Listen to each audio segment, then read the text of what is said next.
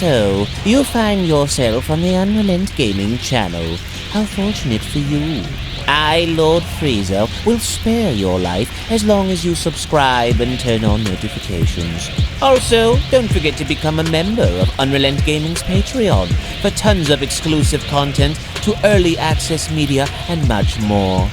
Do it now, or else.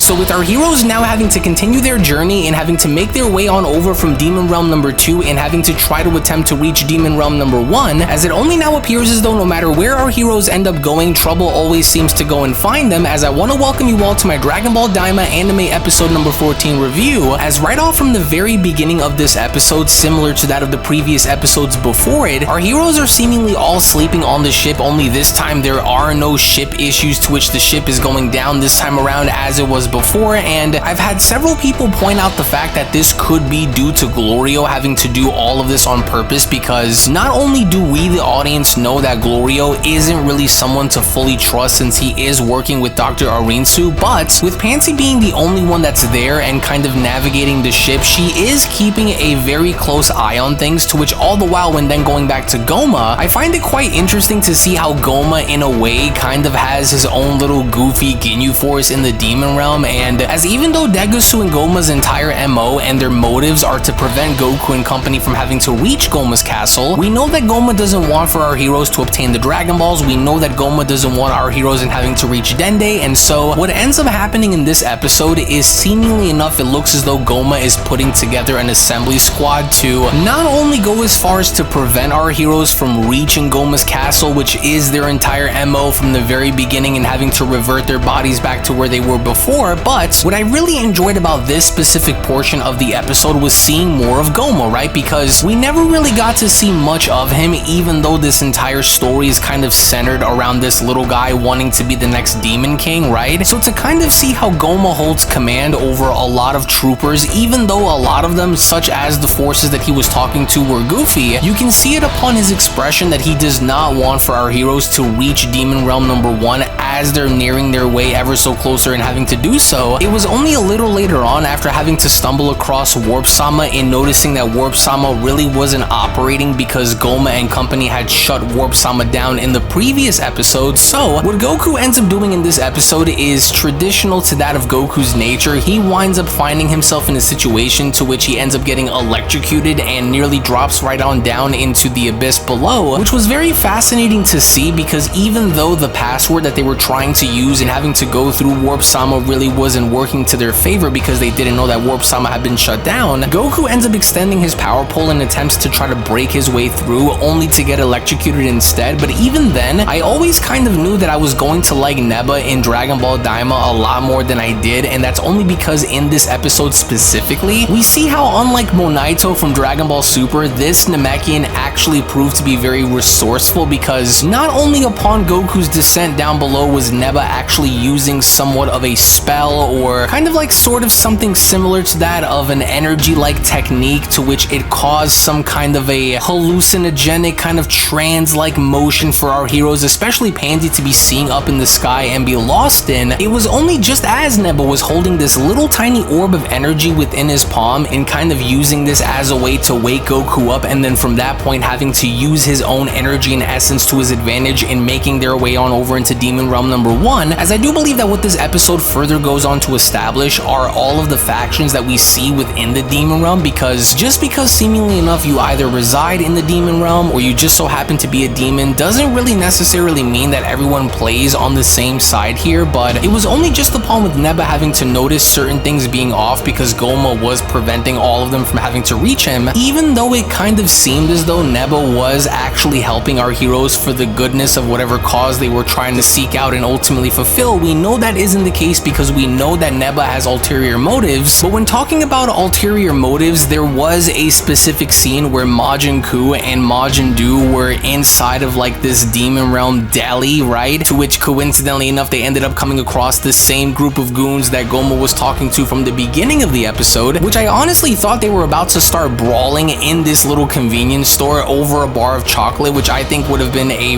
really good setup because you can almost kind of see how Majin Du and Majin Ku actually had it their way by walking away with the chocolate bars. But if you're looking for any sort of intense action, sort of like something similar to that of episode 11 or episode 12, or even some of the more subtle episodes that still had some action, you're really not going to get that here, as instead, this kind of came off as more of a survival and slice of life, kind of mellow episode by comparison to some of the others. And lo and behold, it was only towards the very end where once again we see how everyone's ship is starting to fall apart and just pretty much come crashing on down again. Only this time our heroes found themselves, coincidentally enough, having to now make their way inside of Demon Realm number 1, which the overall scenery to this specific landscape I would say is one of my personal favorites because the overall surrounding atmosphere around the canyons and the mountainous areas and even the castle itself look really good, as it was only shortly after, with this wannabe like Ginyu Force demon squad having to stumble across the destroyed ship that just came crashing on down, was when everyone came to the ultimate realization that Goku and company are now finally in Demon Realm number 1, right? So the episode itself kind of ends off on a cliffhanger, which really upset me because it was only just upon with the armies in Demon Realm number 1 being shown firing upon our heroes is when the episode then came to a close, which almost kind of makes you beg the question and wonder as to what exactly is going to happen next, because now that Goma is fully aware that everyone is now here pretty much outside of his castle, Goma now finds himself in a very difficult position alongside with Degasu and having to take action now, because if he doesn't, then surely enough Goku and his friends are going to have their way with him and of course retrieve Dende, alongside having to have their wish be granted in getting their bodies back. So Goma, to me, at least thus far, as we are beginning to near the end of Dragon Ball Daima's run, needs to be showcased that much more, because towards the very end of the episode, as he gets to see everybody descending on down into Demon Realm number 1, he goes off to spot Goku in particular, and his demeanor I think says it all in having to scream and shout and pretty much act like a child in not only coming to the ultimate realization that he failed in having to prevent such people from reaching his domain, but by Goma now having to go as far as to order the hit and having to take everyone out. That's what all of the demons attempted to do before the episode came to an end, which overall this episode wasn't really what I expected for it to be. It really wasn't anything that I think would more or less pique anyone's interest per se, because it was kind of interesting in some regards, but it was primarily Goku and company having to make their way on over from point A to point B without having the ship break down this time. And we got to see a little bit from Neba, we got to see a little bit from Majin Ku and Majin Du if they're not going off and fighting some of the Tamagamis, which I think for a lot of people are some of our favorites. I think the Tamagamis for me are definitely some of my favorites in this series so far, but to see them kind of walk around kind of like brothers, eat chocolate, kind of behave like children, really wasn't something that I was expecting to see, which I totally understand because I don't want them to kind of come off like Majin Buu in any kind of way, right? Even though there is an uncannily resemblance between